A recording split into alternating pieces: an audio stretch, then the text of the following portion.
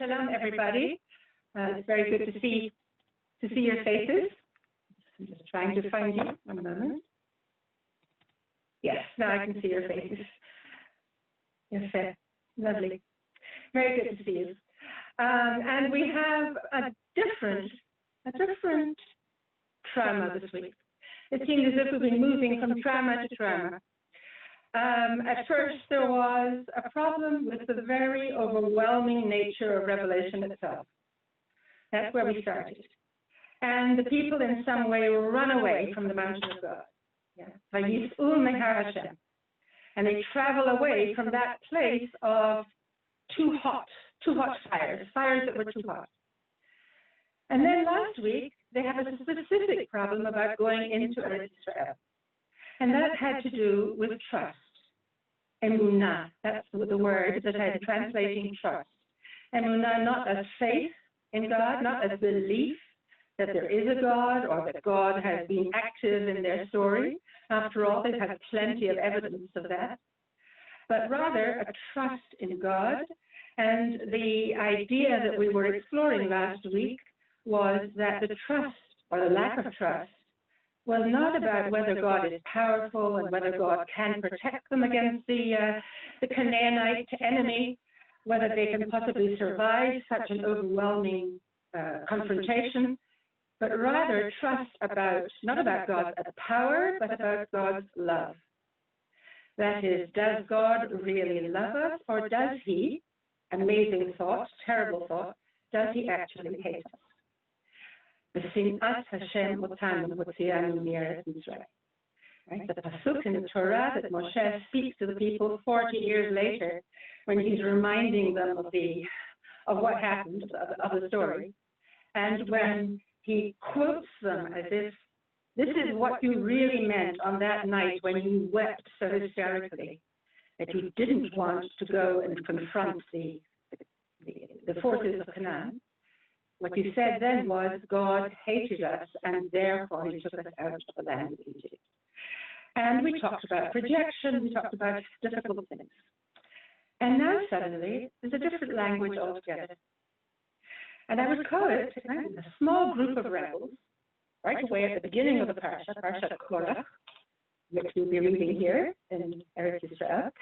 He takes one or two cohorts, 3 cohorts, and then there's 250 princes of the community, quite a strong political backing. And these people gang up against Moshe, vayikahalu al Moshe al Aharon, and they say to them, Rav lachem. Now that's quite enough. That expression, Rav lachem. You are assuming too much. You are really, there's a limit to ambition, to megalomania. You've taken on yourself too much. It's a kind of political attack. And then the haunting manifesto that they come out with. It's a manifesto. Ki kol ha'ida kulam kedoshim u'b'tocham Hashem. Because the whole community are all of them holy. Everyone is totally holy.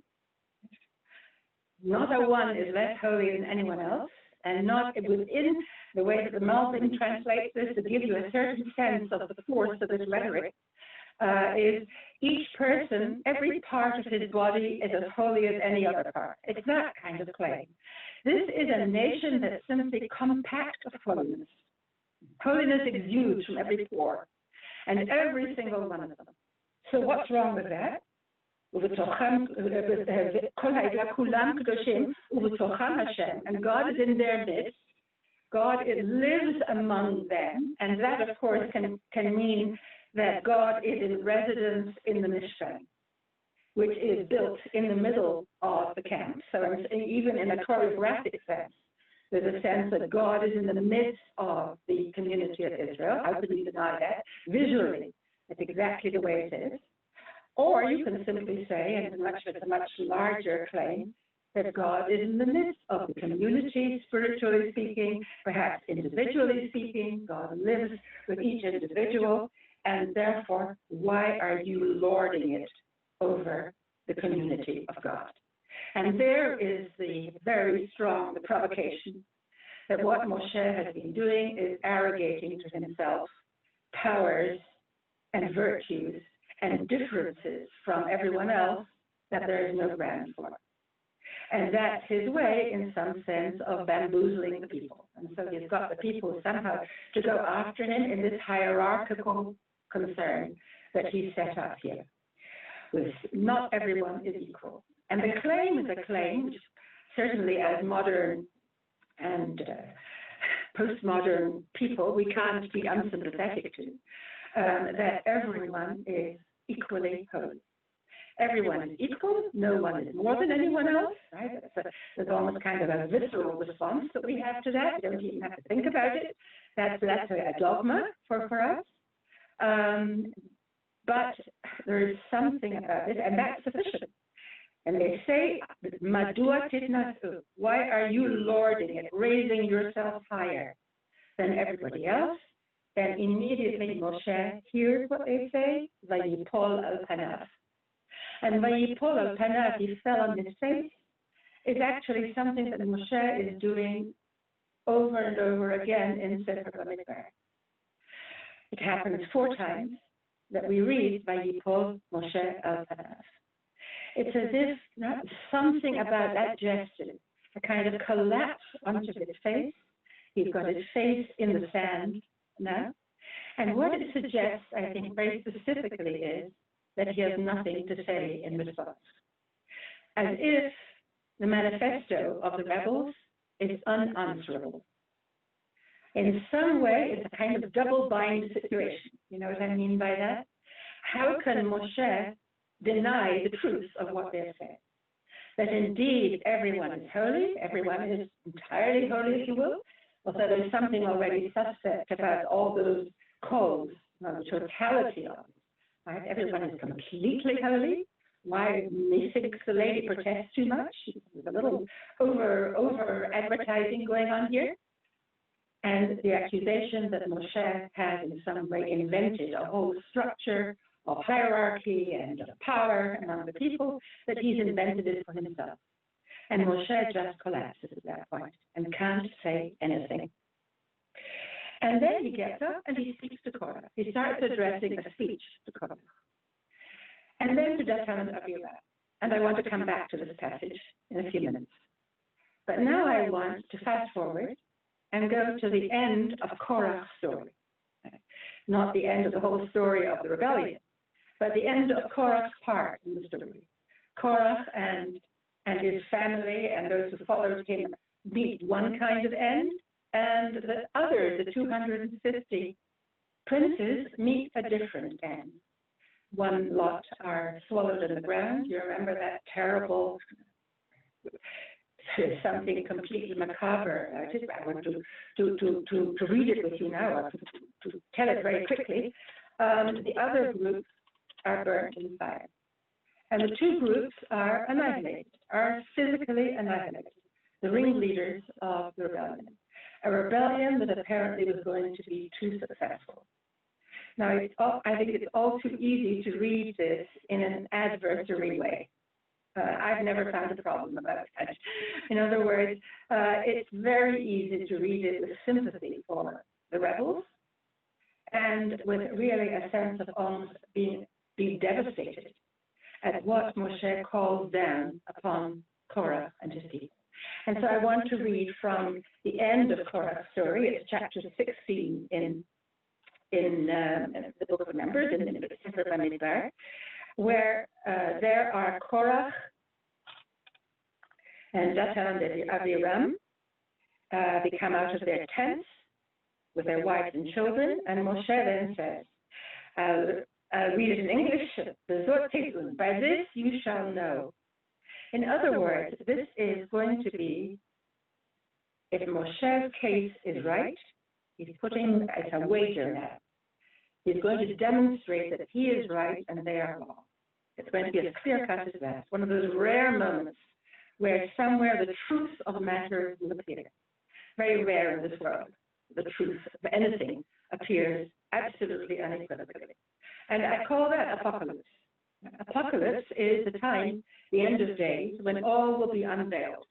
All the coverings will come off, and we'll see the truth.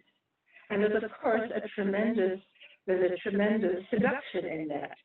Who doesn't want to know the truth? What's really right and what's not. But there is a considerable price to pay for unveiled truths, the truths that come across naked. And so here Moshe says, now by this you're going to know that it was God who sent me to do all these deeds. As our whole history together, how are you going to know that it really was God who has remained invisible after all, that he is behind it all? Ki lo milibi. Very, very resonant statement. Lo milibi, Moshe says, you're going to understand finally that it wasn't my idea. It wasn't my initiative. It didn't come from my heart. I didn't make up this whole story and somehow managed to delude you. And here is the situation now, the drama that he's precipitating. If these people die a normal human death and they meet the usual human end, then it was not God who sent me. Now that's very, what can I say, courageous, provocative. He is now wagering the truth of the whole story, not just on the fact that all the rebels are going to die, but they're going to die an unusual death, mita meshuna, as it's called in the rabbinic language, which is, we don't want to know from such things. So but if God creates a new creation, if a new way of dying comes into the world, it's hard to read this. And the earth opens up its mouth. And swallows them and everything that belongs to them, and they go down alive into the underworld. Then you shall know. V'yidatem. Now there's the end of his long sentence. By this you're going to know, and if this particular scenario happens, then you're going to know. Then you're going to there's not going to be no escape for you. You're going to know that these people have been provoking God, that there's been a kind of religious element in their rebellion. It's not just a political rebellion, but it really goes against God on some level. God is party to this terrible apocalypse. And it was when he finished speaking, and that's an important sentence for us. He finished speaking all these words. The earth did indeed split open underneath them. Batibaka, ha'adama. The earth split open, and the earth then opened up its mouth and swallowed them and their houses and everyone who belonged to Korach and all the property, and they all went down alive into the underworld, and then the earth covered them over. This is very powerful biblical language. And they vanished from the midst of the community, midst of the larger community. This group of people simply vanished. The earth opens and closes as if they were never there. So you can't say that the Torah is minimizing the effect of this. It wants you to, is letting you off lightly. Somewhere there is something too much, there's an excess here sometimes. And one more sentence. And all of Israel who were standing around there fled at the sound of their voices, at the voices of those who were going down into the underworld. Now that is, again, it's too intense. It's something about that. You have to now really imagine the scene. They can hear the cries of people as they are being swallowed up. And they said, and the rest of the Israelites said, lest the earth swallow us up too. So you have the full terror of the situation, and now there is, what can I say? There is the advantage of knowing the truth, and there is the disadvantage of knowing the truth. And I'd like to focus it on the words, it was when Moshe finished speaking. When Moshe finished speaking, then the earth opened up its mouth. Now that oral imagery that Moshe sets up in his scenario from the beginning, he said, it's not enough that the earth will split open. If that's all it had said, it would have been quite sufficient. The earth will split open, an earthquake. Maybe they've heard of such things. Maybe they probably were such things in the ancient world. That there will be an opening of the earth, and everyone will go down into the earth. But the language of the Torah, the language of Moshe, first of all, is an oral language. It's obsessed with the mouth, with what the earth will become a mouth which will open up and swallow. That's one of the things mouths do. The use of the oral function is to speak on the one hand and to eat on the other. Very simple. As soon as Moshe finishes speaking, then the earth opens its mouth and swallows them. Now that's, the slightly, I think it's the slightly upholstered core of the story. That's the spine of the story. If you don't get that image, then I think you've missed a lot about what's going on here. And so we have a sense that as long as Moshe keeps speaking, then perhaps the earthquake, apocalypse, can be prevented. But the problem with that is that if no amount of speaking ever fully demonstrated the truth of anything of this kind, finally. Talking can happen, till the moon turns blue, but it won't necessarily convince anyone of the absolute truth of anything. Maybe I'm making too strong a statement. It sounds a little too strong as I'm making it, but I think I actually believe it's true. How are you going to persuade anyone of absolute truth as long as you're talking?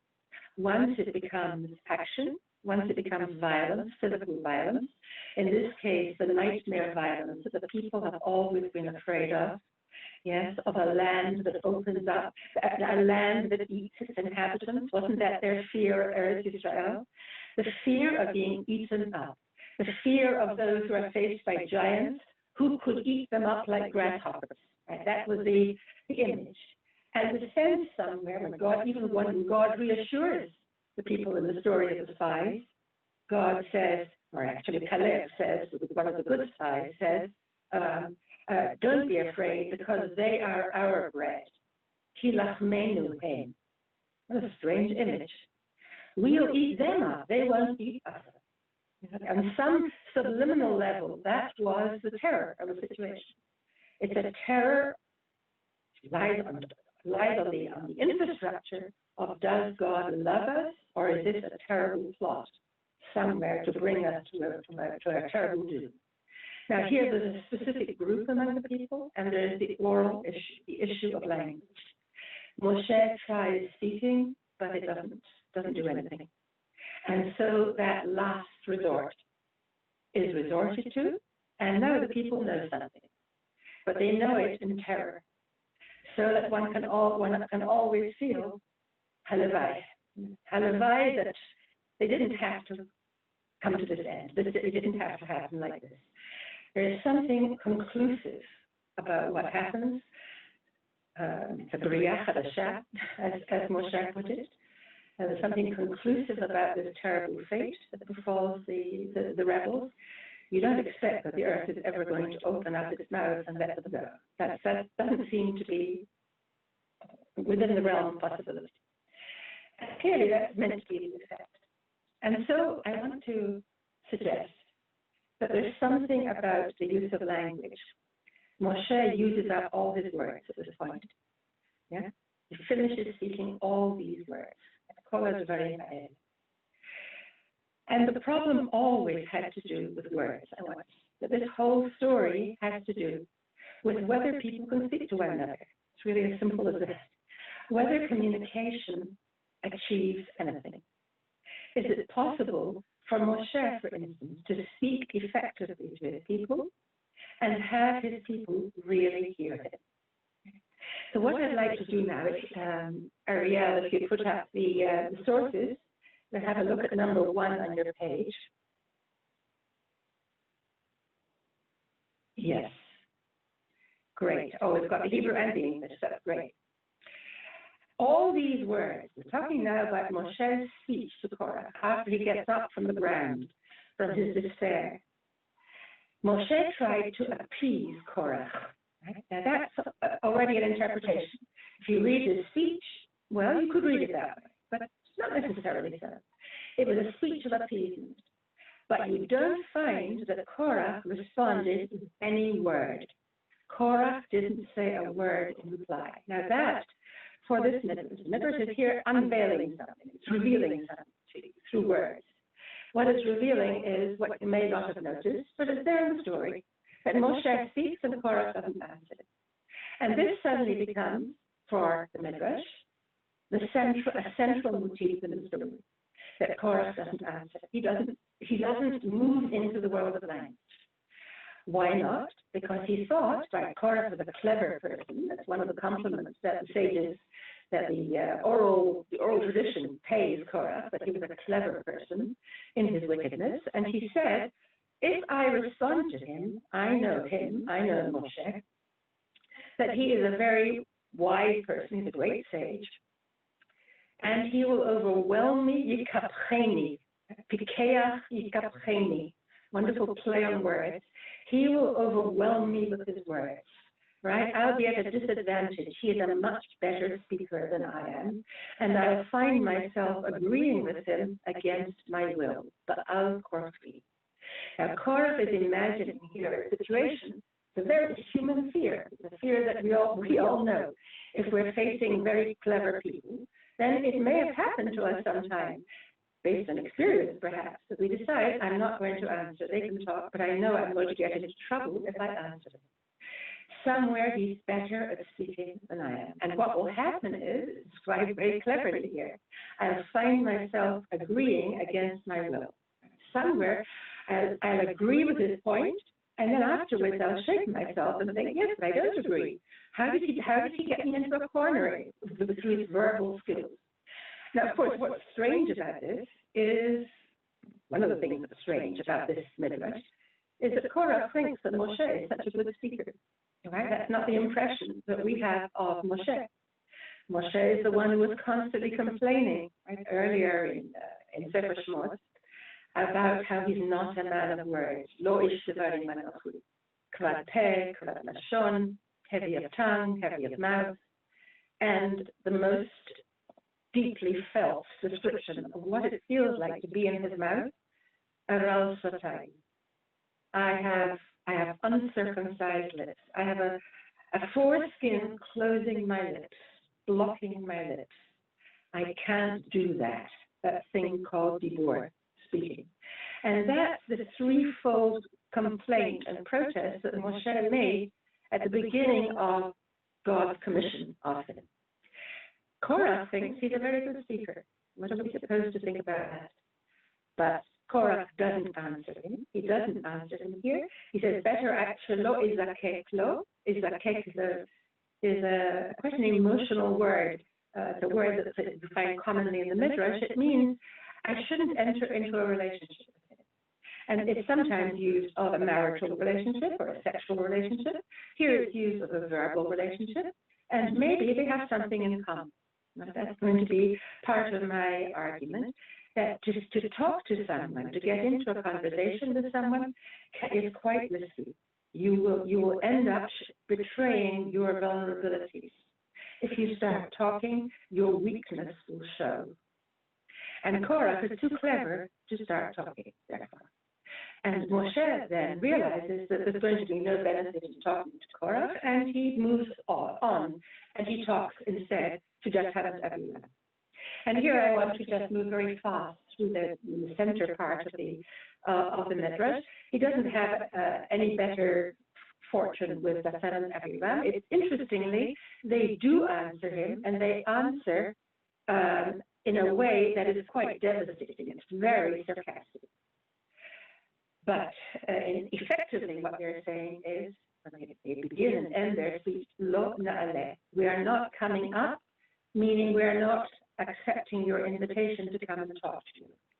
We're not accepting your language of power, where you graciously invite us to the palace. Right? These are some suggestions that have been made by commentaries. What they mean by lo na'aleh, and here the Midrash just makes a point. They mean by that, we're not talking to you. Right? There are two ways of not talking. One way is simply not to say a word, and the other way is to say sarcastically, we're not talking to you, to say it in some wounding way.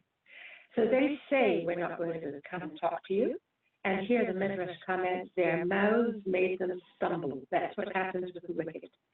They talk and their mouths trip them up. It's what Freud calls, yes, a slip. This is what we call the Freudian slip. That you talk and suddenly you find yourself saying something that you didn't know you knew, and that will turn out to be all too true. Brit krutal fatayim. Again, it's a very, very elegant expression. There is some kind of covenant made with the lips against one's conscious knowledge. One finds oneself slipping up and saying incriminating or embarrassing things. What happened? They said, "You will not go up," and they went down into the nethermost underworld. So there is a kind of, what to call it, a macabre joke of some kind that the Midrash is having here, making here. They said, "We're not coming up," and indeed they didn't come up. And they went down alive into the underworld. They went down with those sarcastic words on their lips, which were not language. They don't qualify as real language. And so there you have that sense of they said words that tripped them up. And then I want to move to the end of the passage, just at the Vayichar Moshe, right at the end. When they finished their sarcastic speech, Moshe was very angry. We read Vayichar Moshe Mod. Why was he angry? Because if a person has a discussion, a debate done in Chavero, has a discussion with his friend and argues with him, and the friend argues with him and responds to him, then one has nachat ruach. It's again very beautiful and paradoxical.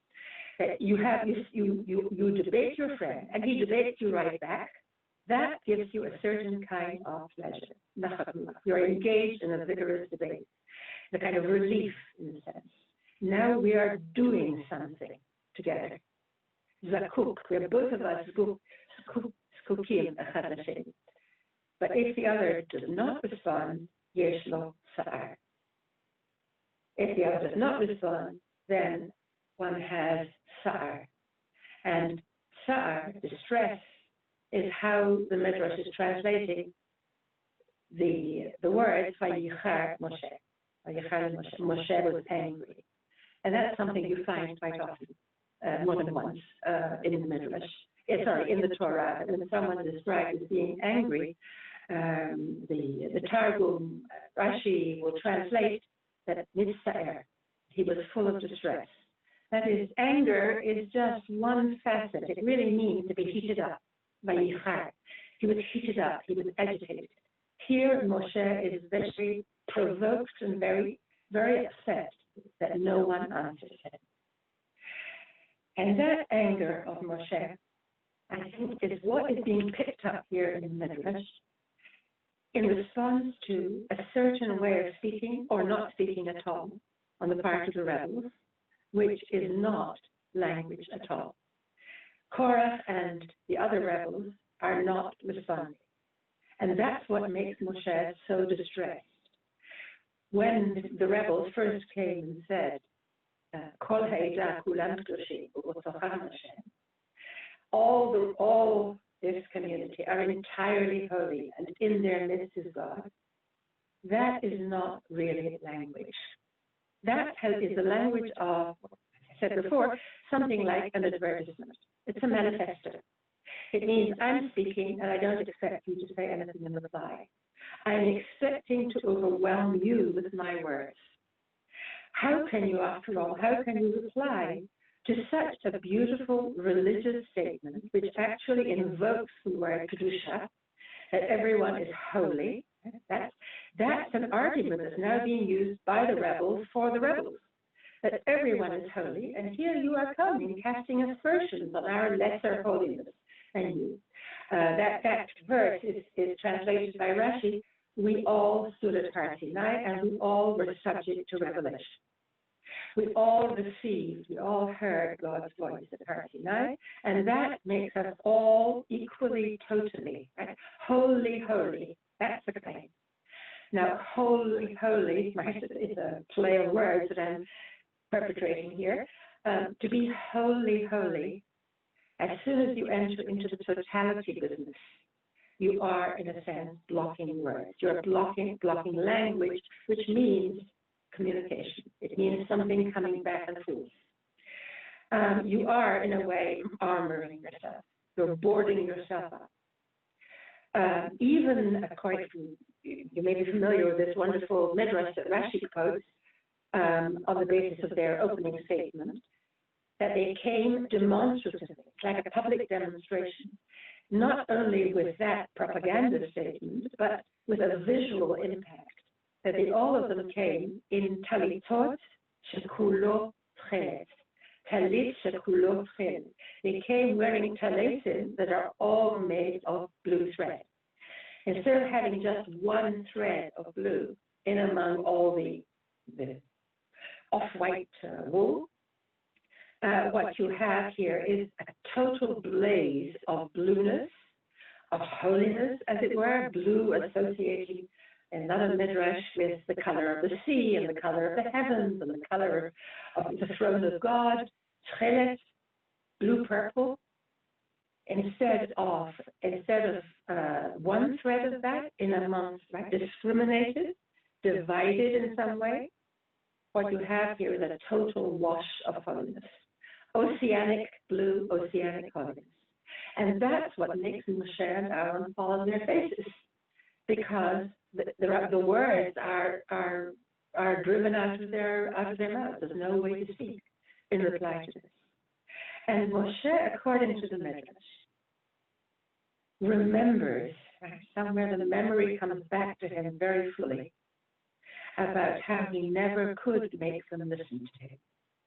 Here, finally, he has the proof of that here is a confrontation in which he talks and no one answers him. And if they're not answering, it means they're not listening. Right? That's an assumption here that I think has its own force. If you speak to someone, that means you try to reach someone. We're going to be developing this theme of what speech means, full meaning of the word is up there. Then you expect to see some impact and some response. If you don't get a response, and in a sense, you're not speaking. You're going through the motions, but you're no good at it. The Discontents, which is the next passage on your page, makes this point in a psychological sense. If you could move it down, Ariel, to the next source. Yes, it's a very short source. It's like a net here.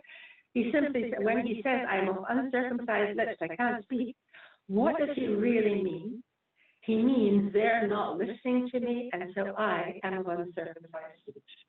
If I see that they're not listening to me, I know I'm an incompetent speaker. I have no way, my mouth is blocked. How do I know my mouth is blocked? If I see I'm not having that effect of making you speak, of making you respond to me. And somewhere, we remember, that was always Moshe's trouble. That was the reason that he kept saying from the beginning, I can't speak. I'm not a man of words. What did he say to God with great passion at the burning bush? The beginning of Parashat Hashavua, beginning of chapter 4 of the book of Exodus. God had commissioned Moshe at great length to come and save the people in God's name. And Moshe then, Vaya'al Moshe responded in a loud voice, says the Erotic Desire, the Nesiv of Abolish, Vaya'al, the Kol Gadol, the Kol, I can't quite remember the adjective there. He responds in a loud and passionate voice, Hein lo ya'aminu li v'lo yishma'u b'koli. They're not going to believe me, and they're not going to listen to my voice. Now, they're not going to really hear what I'm saying, and therefore I can't speak. That's what I mean by saying I can't speak. So there's a sense here of a relationship. That speaking means relationship. If there's no relationship, then the speaking is not speaking. And so Moshe is failing to provoke in some way his target audience to respond to what he is saying. And at that point, he is very angry. So I wanted to say just something very brief. Perhaps we can come off the screen now. I want to say something briefly about Moshe's inability to speak. had to share it. I can't say it's only because people are not listening. Psychologically, that's what it feels like. They're not listening to me. Oh, do I know I'm not a good speaker? Now I really know it. But where does it come from psychologically? And it's always been interesting to me to notice that Moshe's story of nursing, right? Why is such a big deal made of Moshe's nursing experience? That his, can I say, breastfeeding experience, yeah? Why is that such a big feature in the story of Moshe's infancy? What other hero do we know, hero of the Torah, do we know who gets that kind of attention paid? Of course, it was rather extraordinary, because after all, the irony is he gets nursed by his own mother, who is playing the role of an employee of the princess. She's a hired wet nurse. Okay. And therefore, perhaps there is, from the beginning of Moshe's life, and this is what I want to suggest, there is a kind of inner split about, on the one hand, the happiness and the rightness of being nursed by your mother, as happened for the first 3 months of his life before he was put in the river. But once he died in the river, once he was put out there into the Egyptian river and was brought back to life by another mother, from this time onwards, he is someone who doesn't know who to nurse from. Where should he draw? Where is his connection?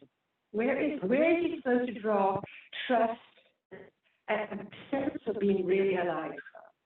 And so the Midrash says, something with very little hint of this in the text, that when Miriam suggests a wet nurse, a local wet nurse that she knows, she has to suggest it, right, a bit of a time gap. She suggests it because many Egyptian wet nurses were tried out on the baby.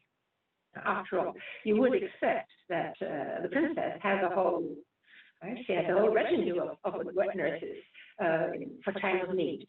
And he tried all these wet nurses, or they tried him, and lo yanak, he refused to nurse, says the Midrash. And the reason he refused to nurse is given as if it's God's voice in the whole story. What, this mouse is going to be talking to God in the future should nurse at Egyptian breasts? As if there's something equally intimate and organic about nursing and talking to God. That's the sort of prodigious thing. That he is going to be talking to the presence within the. He's going to be communicating with God, which isn't a one-way street. He's going to be drawing on God's words. He's going to be talking to God. How can that mouth be engaged in the intimate and covenantal, if you forgive the expression, experience of nursing, where there are two sides of something that's going on here from both sides. And in the end, he gets nursed by his mother, and that's the good news. But I would like to say his mother is playing wet nurse. And it's clear from the text, very subtly clear, that she is the hireling of the princess. Right? That she is nursing for the princess. La. Right? That is her role. And something of this surely comes over to the baby. And it seems to me that from that time onwards, Moshe is self-conscious about his mouth. His mouth is the place that lets you down. The mouth is the place where you may have it all consciously worked out and you know exactly who you are and what you are, but it's through your mouth, through your eating and through your communicating. When you open your mouth, you are in a very vulnerable situation. Somewhere you are allowing your weakness to show. And the other person, if he doesn't respond in kind, is exposing you in your weakness. Somewhere there you are left gasping. And so there's something about Moshe having a very intimate sense of his role in the world as being to speak, and he can't do it. But there's something he can't do about that. Now, having complained a great deal about this at the beginning, we don't read any more about his not being able to do it. And so it's a question, are we to assume that he becomes really a good speaker afterwards? Or is he someone who once could not speak and has somehow learned to do it because he knows that it's important? because he's not going to be able to do anything with his people if he can't speak to them. And one of the stations along the way between those two places is the story of Korach, when he really feels how he can't speak because no one's answering him. What does he do then? He goes and he sends messengers to Avivah. And here, if you look at number 3 on your page,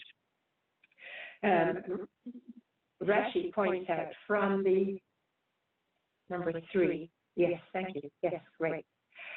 Rashi it makes a little moral point, you might say. It's a little Musar point from the Gemara in Sanhedrin. From here we learn that one shouldn't hold on tight to a machloket.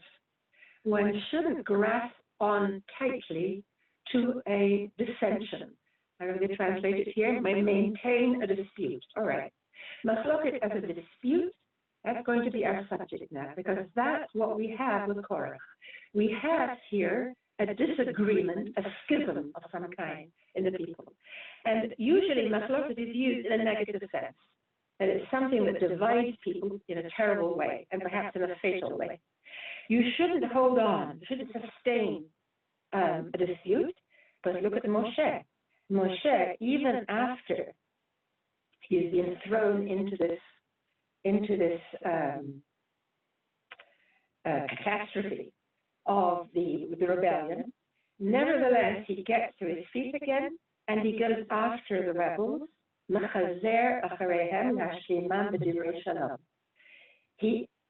goes after them. Mechazer really means he courts them. He goes around in circles. He courts them in order to seek them out, in order to come to terms with them. And I think in a subtle way, especially if you get it in the Hebrew, that word, Mechazer Acharehem, what it really means is he lets go not only of the machloket, but in a way of his dignity. He lets go of, I'm standing on my dignity, I'm not going to run after them. But he does the opposite thing, which is what a man does when he really wants to marry a particular woman.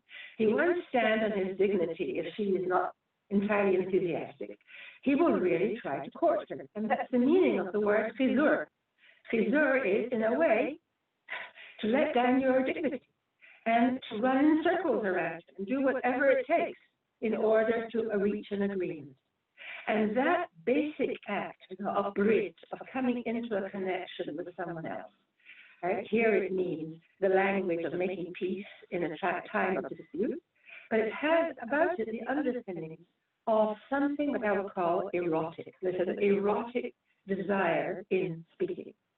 The erotic desire is to enter into language with the other person, to use your mouth in some way to bring the two of you together, starting from a very clearly divided position.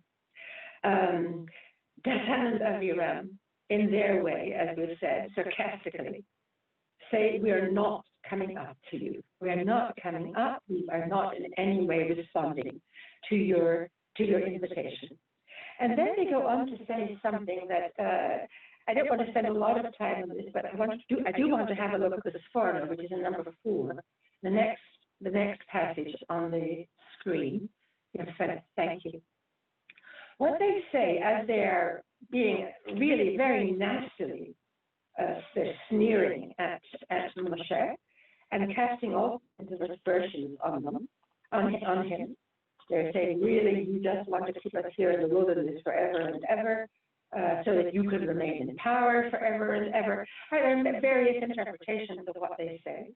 But then they say something that's quite unexpected.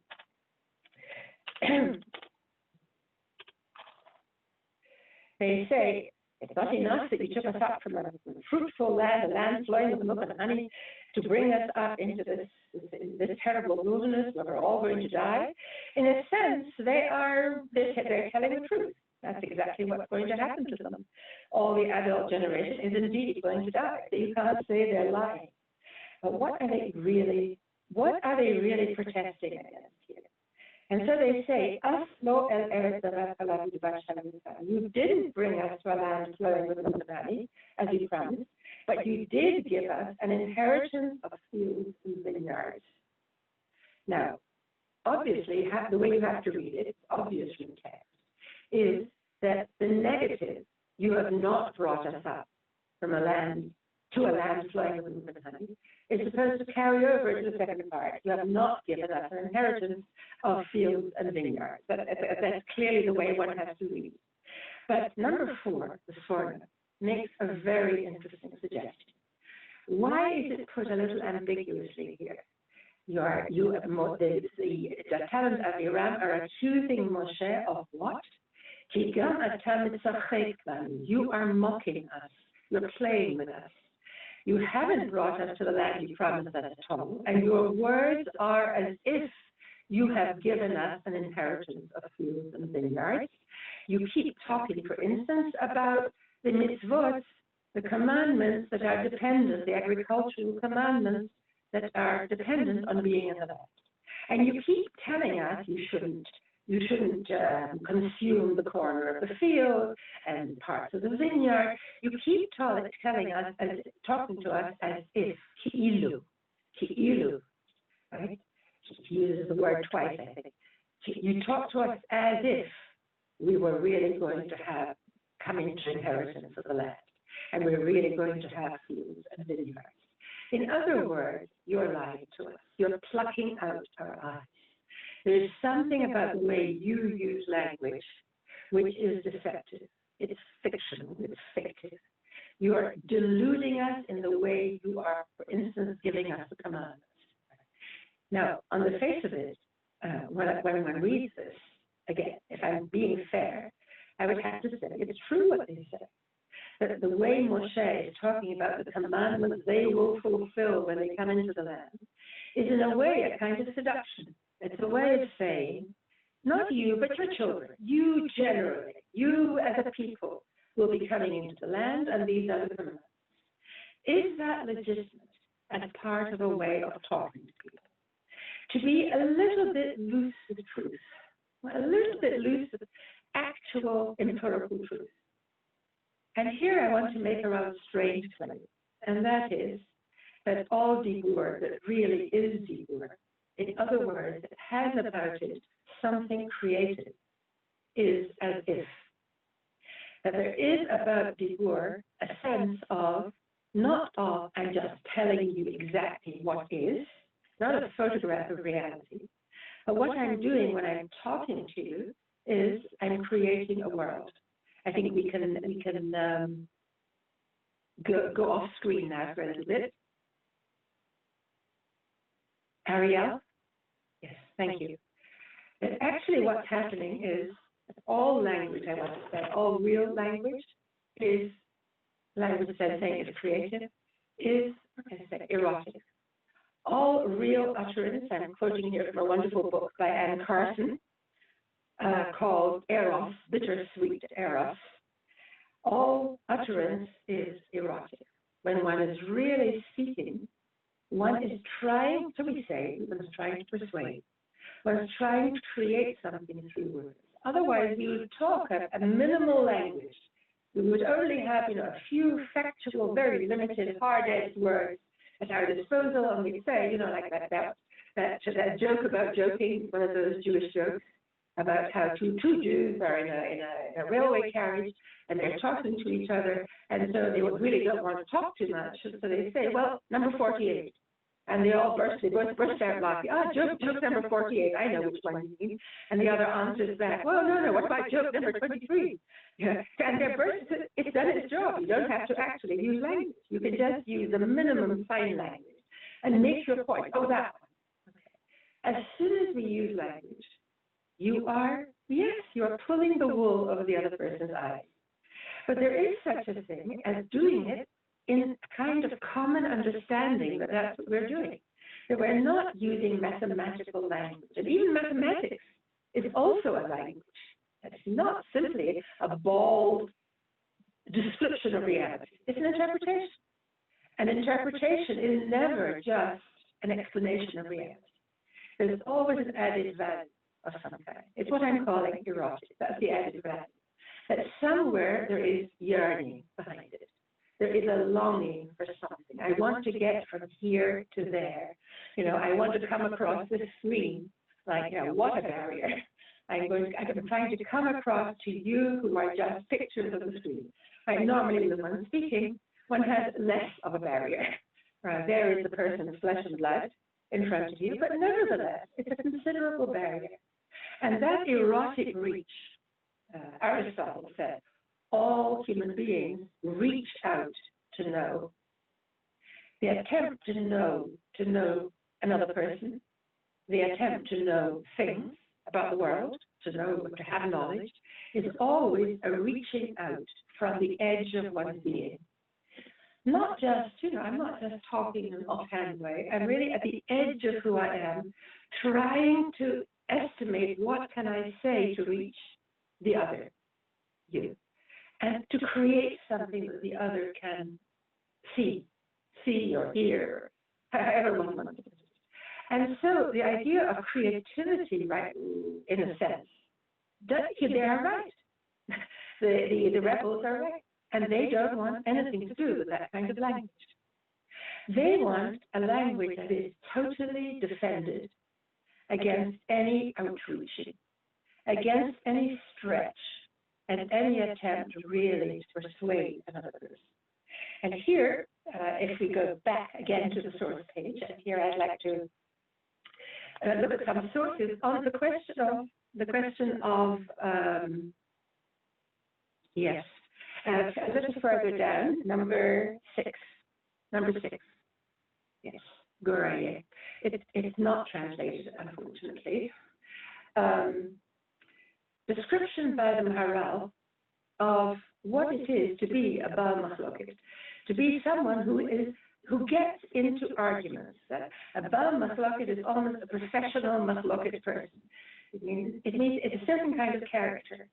And the Maharal, in his commentary on the story of Korach, wants to describe the protagonist of a machloket, the person who seems to like getting into this sort of situation, a Baal machloket.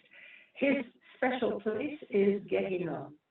There's no good end for that posture in the world. If you go around looking for machloket everywhere, that will lead to the underworld. Gehinnom is exactly down there underneath. It's actually created together with it, Kabbalistic sources, created in the same day of creation. And what we have here is something quite extraordinary, he says. He says there are different kinds of people. There are people who don't stick to the strict line of justice, or if I can translate it, I would like to translate it to the strict line of rightness. There are people who yield a little ground. They go further in moving towards the other person. They reach out towards the other person. And such people are never a machloket people. In other words, that's the opposite of a machloket person. Because what does a machloket person do? Here's a kind of phenomenological description of what it is to be a person of that kind. They set all their words, all their language on din, on being right. They are absolutely, totally right. The talit is kulo tzacheret. It's kol. Everything is right. And in doing that, they create machloket. That's a provocative stance. What is machloket for the Maharal? I think something interesting will emerge. He goes on to say that even if they don't really have a cause for argument, there's no real basis for them to create a situation. Nevertheless, they somehow find themselves always entering into a situation in which they are uncompromising. There is no detour. So what they're doing is extending the rightful place of din in the economy of the world. And there is a place for din, and there is a place for the opposite of din, chesed. There is a place for knowing exactly what you mean and sticking to it, and that is right. But those who put all their words on that, on being totally coherent and totally justified in what one's saying, The end of that is Korban. It's destruction. That expression, they place all their words on being right, al-Din, is a quote from the Gemara that describes why destruction came upon the people in the Second Temple, that there were wise people, Chachamim, impeccably wise people among us, who set all their words on din. And that's what brought Korban on the whole people. And so it becomes a kind of mentality for the Maharal. He's not just describing this particular historical event of Korach. He's describing a way of being.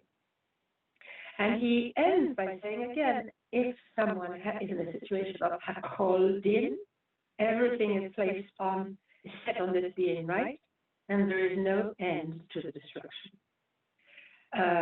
This reminds me of a sentence that, yes, we could go off screen now for a little bit.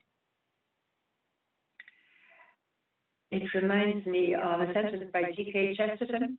I don't know how many of you have read his Father Brown stories. He lived at the beginning of the 20th century, a very brilliant detective story writer and philosopher. And he wrote a book called Orthodoxy, believe it or not. He was an Orthodox Catholic. And he wrote a book defending Orthodoxy, and I recommend it.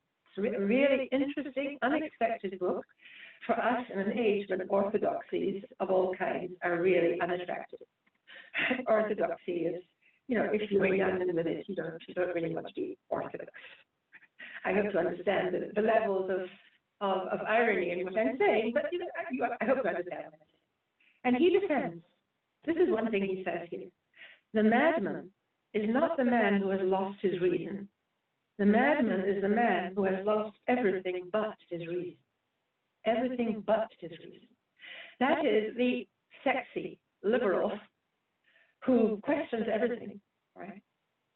He does it on rational grounds, on totally rational grounds. And reason seems to be with him. And so for Chesterton, I'm not going to legislate about this, but for Chesterton, and it's something to think about, that is a kind of madness in itself. There's a mania about not having anything else in your mind and heart other than your reason, to working only on that basis.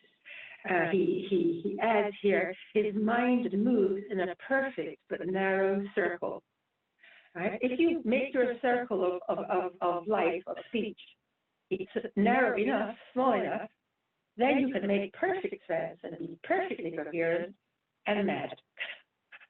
But if you, as soon as you extend your circle and you want to take in more into what you are thinking about and talking about, not just being absolutely right, then you'll find that it's not so easy to be totally defended, and strangely, you may be a little less mad. That's where sanity lies. I mean, I've had this experience actually of somewhat against my will being caught in conversation, that's really imprisoned in conversation with a totally mad person who was totally rational and who spent, well, I'm not going to go into this.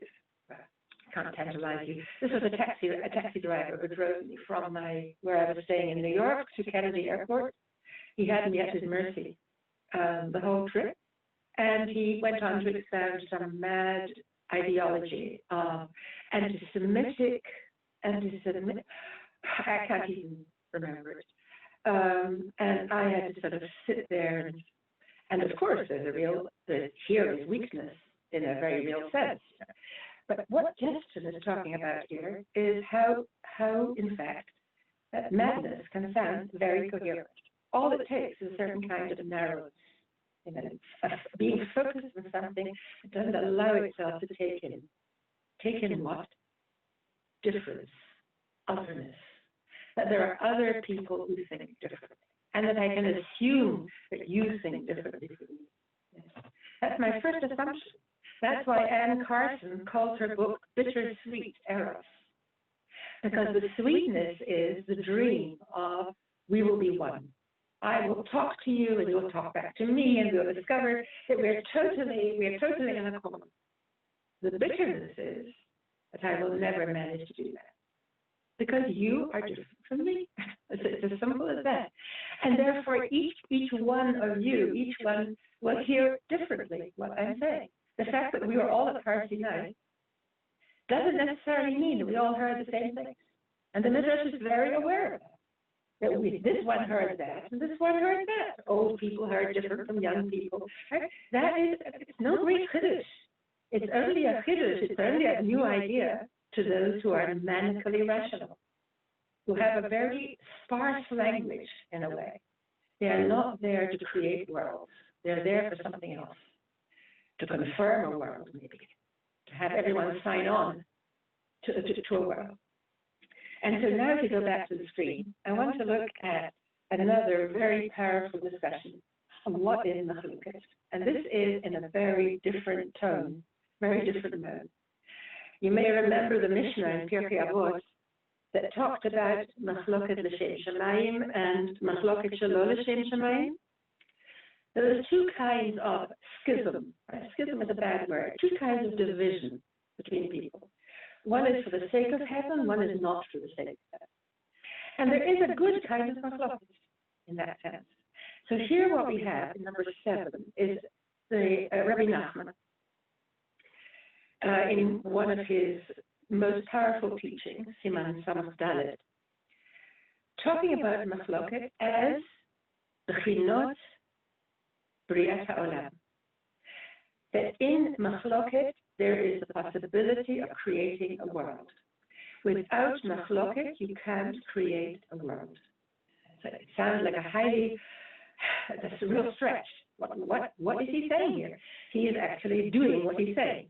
Right? He's going to create something in front of your eyes now to justify what he just said. He says the main thing in the creation of the world, and this goes back to Lurianic Kabbalah, it goes back to the very beginning in Kabbalah of how the world was created. It was created by the creation by God of an empty space that allowed space for the world to be created. What did the cosmos look like at the beginning? There was God with his total light, all light, filling all, you can't even call it space. There was no space. There was just God. In order to make room for a world, a space had to be made. And that space involved God, Tzimtzem Ha'or L'Tzadim, second line there. God had to pull back his light to the side, to create an empty space, a space, a panui, a space available for population, for divisions, for all the act of creation. What was the act of creation after all? At the beginning of Sefer Creation, it's all Vayavdel. That's how it begins. It begins with division. God's homogeneous total light is pulled back to make room for what we call a world. B'tocho bara et kol habriya. And that means hayamim, b'hamidot. That means all the range and orders of things that you have in a world, right? The different days of the week, the different moments in time, the different things that you find in space, right? You find law courts, and you find schools, and you find post offices, and you find hotels, different, all the differences of the world, the amazing variety of the world. There was no room for that in a world that was completely loved. And all that really comes from the Kabbalah of Rabbi Yitzchak Luria, and he's just quoting it and makes a metaphor of it now. He says that's how God does it, and that's how Talmidei Chachamim do it. If scholars, Talmidei Chachamim, are having a discussion, then that is a good thing.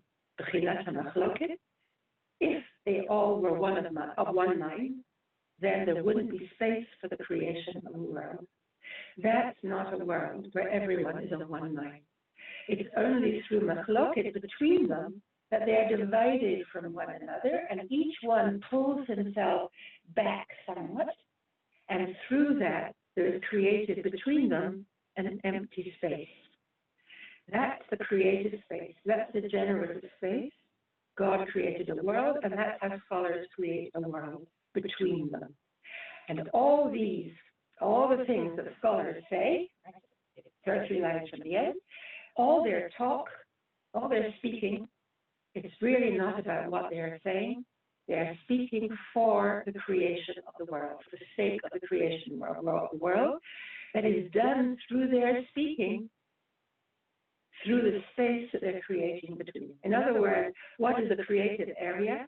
It's actually the area that neither of the two opponents occupies. That's where there is space for a third person to turn up and now to think for himself. There is this and there is that, and now I'm going to create for myself. I'm going to create what he calls a world here. They are going to do it just in the same way as God does it. That's where it is his text at the end there. Say to Zion, Ami Ata. You are my people, or read it in me Ata. You are with me in creating the world through language. That is, what are you doing when you speak, when you create the world through language? You are creating a fertile space by your way of using language without overwhelming the other person. You're both trying to be creative in some sense. And that is a way of giving life rather than taking life.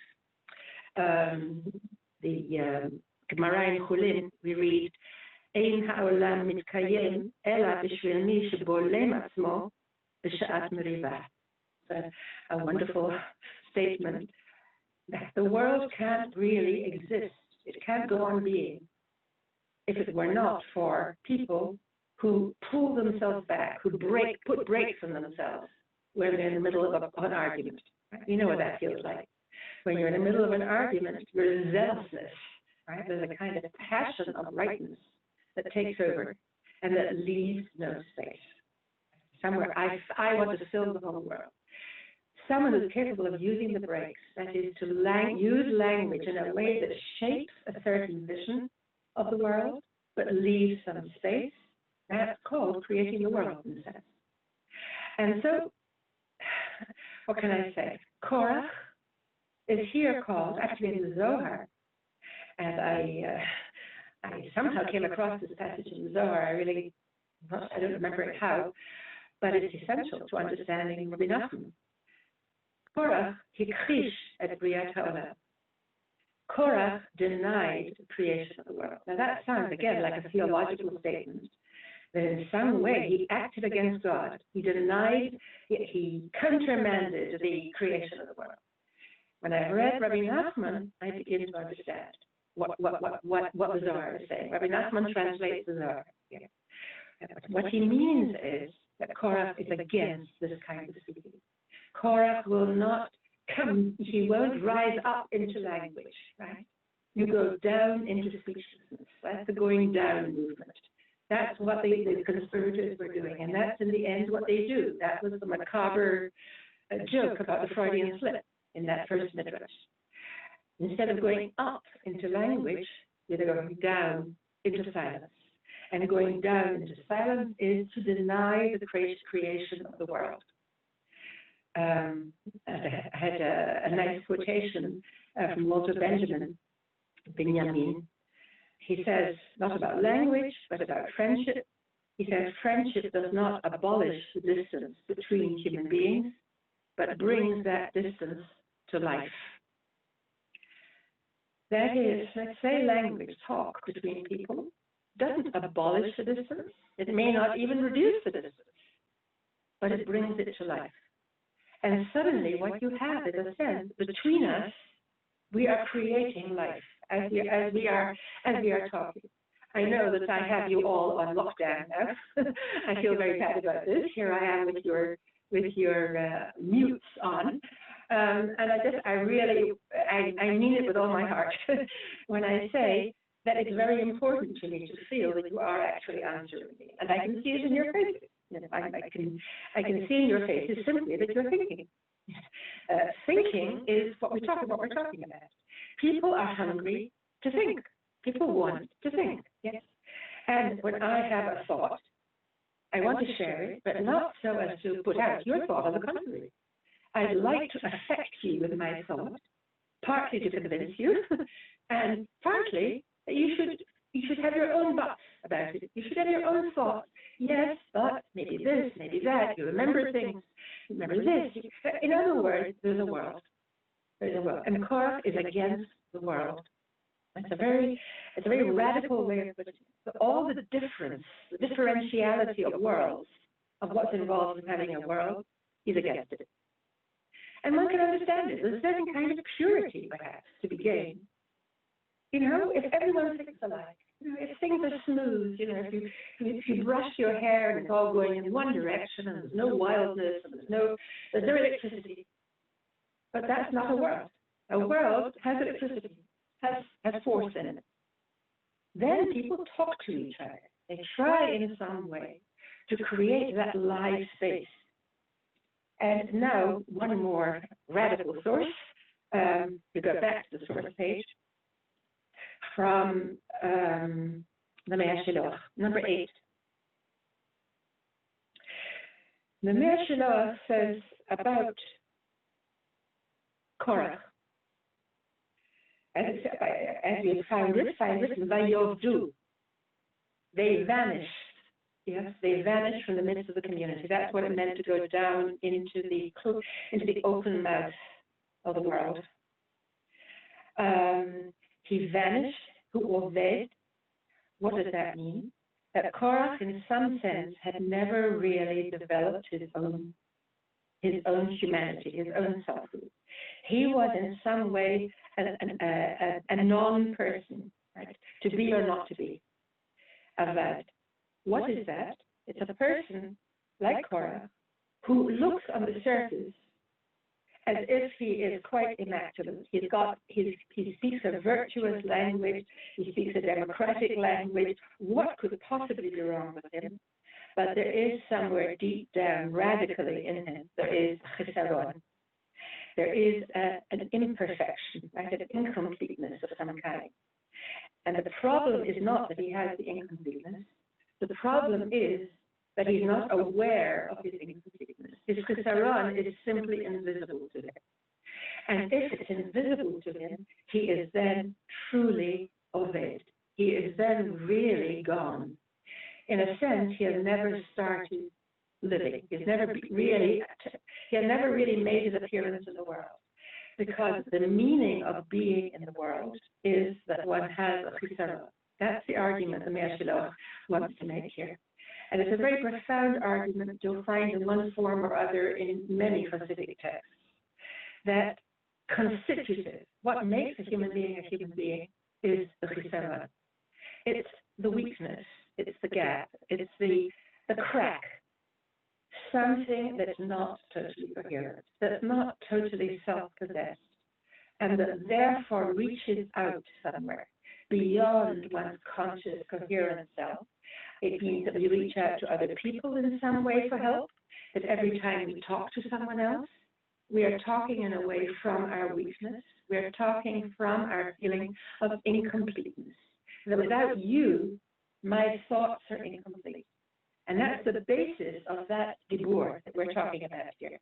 And here, the Me'er Shiloh really pities Korach. You can feel it if you read his text. He says, this is a person who is completely sure of himself. And in that sense, he's doomed.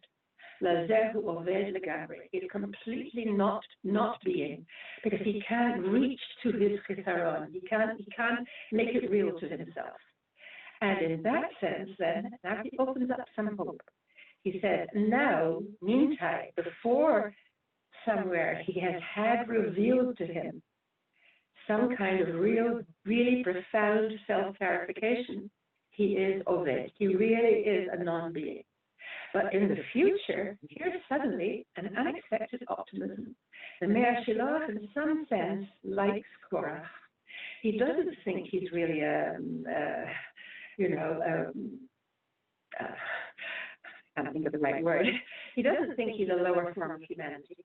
He thinks he's a person who has a lot of value in him, but hasn't discovered the key to human life. So what will happen in the future, some future time, God will reveal to him the difference between himself and Moshe. And when that's revealed to him, then everything will turn upside down. Right? He'll be reversed. and he will return, come back to his proper human condition of contemplating and reaching his Chisaron, and he'll be moved from darkness to light. That's highly paradoxical. Yeah, what is the Ishtar saying here? He's saying that light is the situation in which you can see your Chisaron. You can see your weakness, your imperfection, that you're not complete. That's the dynamic position. From there, you can begin to reach beyond the delusion of total wholeness to reach from the depths in some way. The darkness is precisely not being accessible to that. And the Meir Shalom is strangely optimistic about Korach. Is there any basis for this kind of optimism? After all, there couldn't be, as we said, there couldn't be a more conclusive ending. I think, let's go back off screen now. Yes, there couldn't be a more conclusive ending than what happens to Korach. There he is down there with all his cohorts, and there surely is no coming up from there. There couldn't be more clear. I'm guessing, I'm speculating. I think maybe the Meir Shalom, and of course the sources are in the Zohar. The Meir Shalom knows it can't end like that, even though that's the pshat. Even though that's how you read the story, yes. That he goes down, never to be seen again. That's what the story needs. That's the way that now everyone knows who was right? That's where we began. But the Meir Shalom can't accept that. That's not possible, because in that case, right, Korach, in a way, would be right. Because he believed in total truth. He believed in absolute. So he goes down and the story is closed. That's it, absolute closure. Whereas God's side of the story was, it was on the side of a certain kind of openness. Let me just refer to, without looking at with you, the source, the last source on your page, which is the Fatimet on Korach, which brings up the issue of how God created the world at first using only din, only the force of justice, judgment, absolute rightness. Things have to go like clockwork in the world. There's going to be no difference and no rankings and no separations. And then he saw that the world couldn't exist. A world couldn't exist. What we call a world couldn't exist without rachamim, without something that completes it. Midat hadin, so what is that is a classic midrash, which you'll find in Rashi on the creation story. And so here the Fatimet elaborates on it and says, why does it have to be like that? Why does God have to put din together with racham, together with chesed, actually he calls it, olam chesed ibaneh. The world is built on the basis of chesed. Why does it have to be that way? Simply because the nature of this world is that it is never complete. Nothing is ever whole in this world. Nothing important is ever whole. There is a split in things. There is a chisaron in this world. There's always a crack, which is an opening. And it's an opening that looks, in which the world is not a closed system, but looks beyond itself, right? Looks through the crack to the other. Whether the other is God or the other is another person, there's always that vulnerability. Otherwise, you can't have a world at all. When do we see this most clearly? When do we see this most clearly? In what he has to say from the Zohar about Shabbat. What is Shabbat?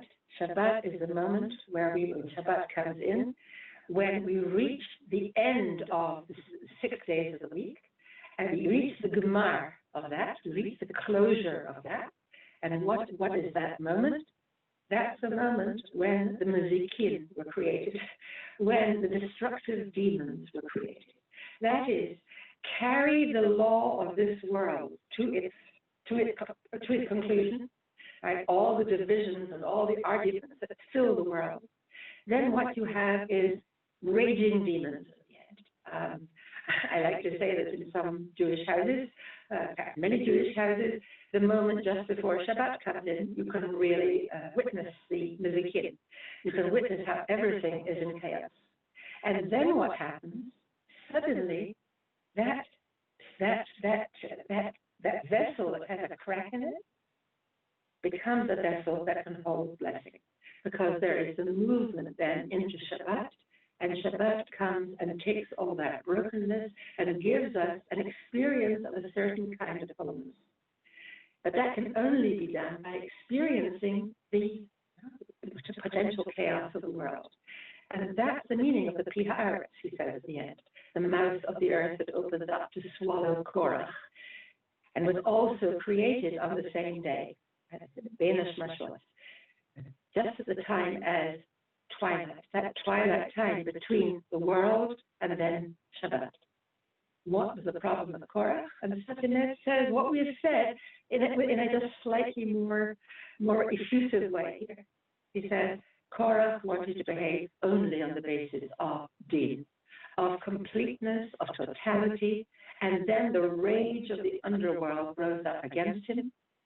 And somewhere, if he wasn't willing to admit the existence of cracks in things, what happened then was that the earth cracked open and swallowed him. So it's a kind of outrageous revenge of the forces of the underworld that he is not willing up to that point to acknowledge and to confront.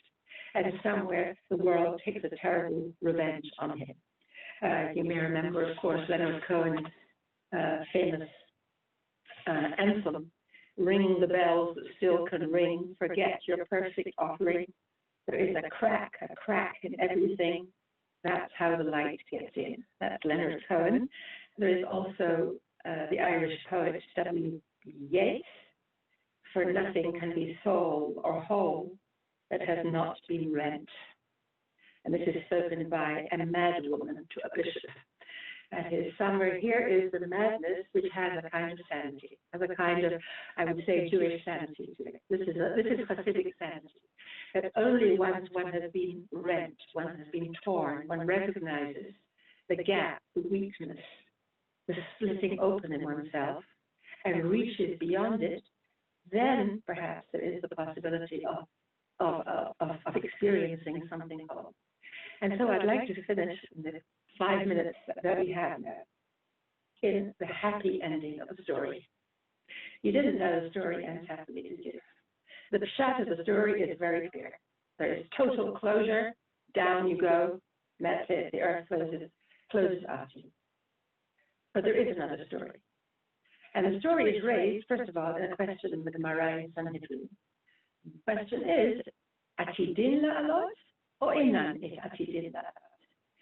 The community of Korach, whether that means Korach himself, his family, his followers, are they destined ever to rise up from the underworld, or are they not?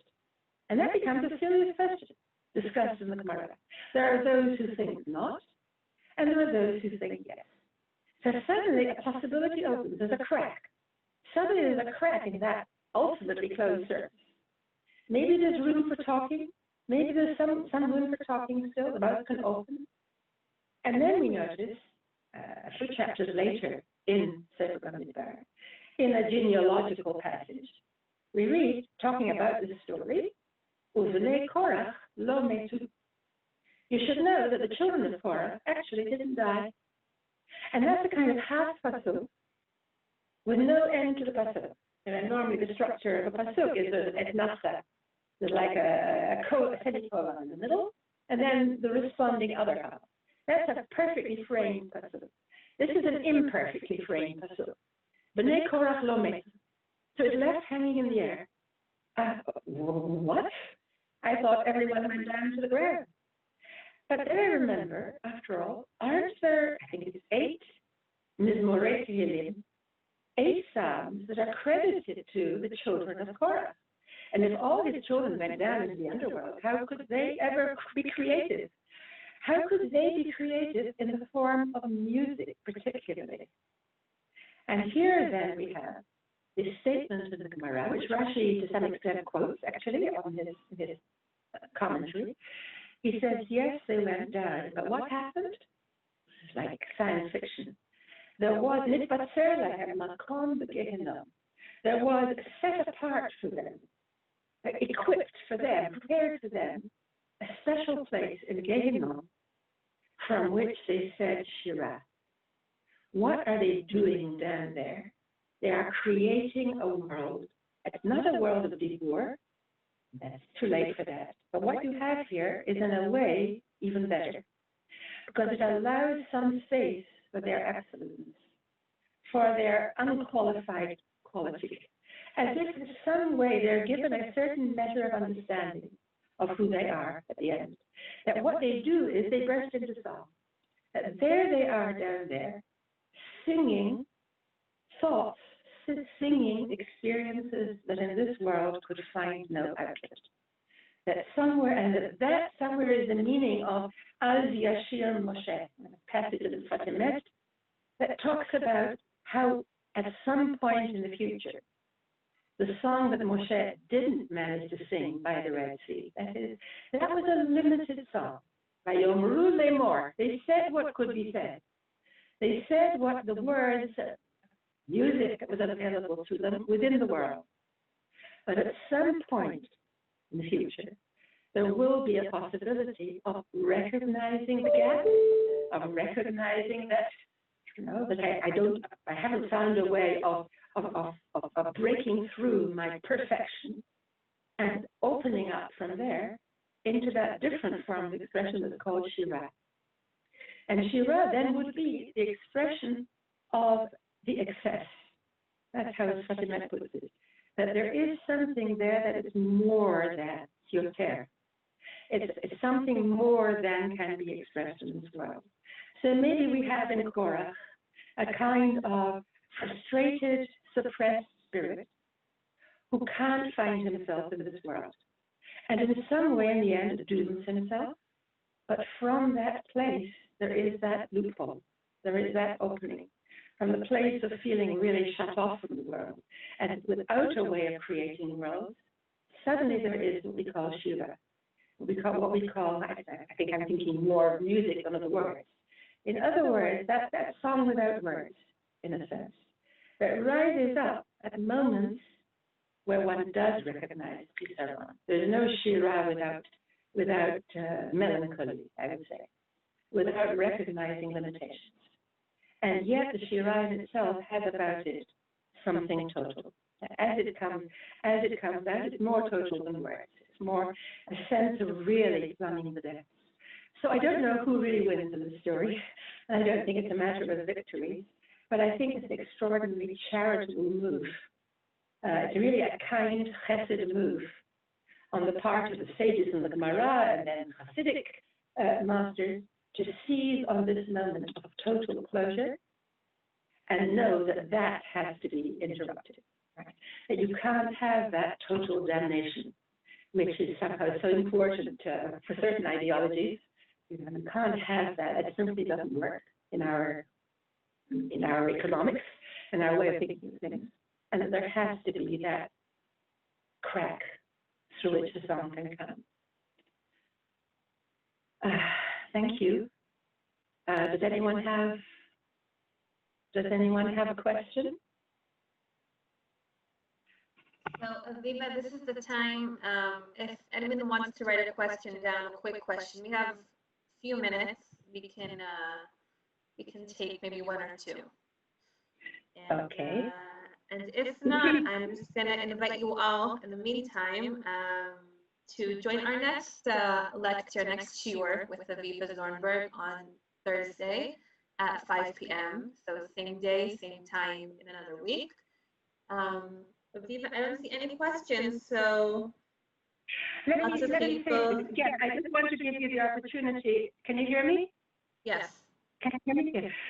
If you do have a question that you'd like to write to me rather than speak, then I'll give you my email again, zornberg@netvision.net.il. And I really enjoy when you do write, I really enjoy it. So please don't hold back if you have something to write. And look forward to seeing you next week. That's what I said. Thank you. Many of the participants are saying also thank you, and I'll see you all next week too. So thank you, Dr. Avivah Zornberg, for being here, and we wish you all a Shabbat Shalom. Thank you. Shabbat shalom. Shabbat shalom.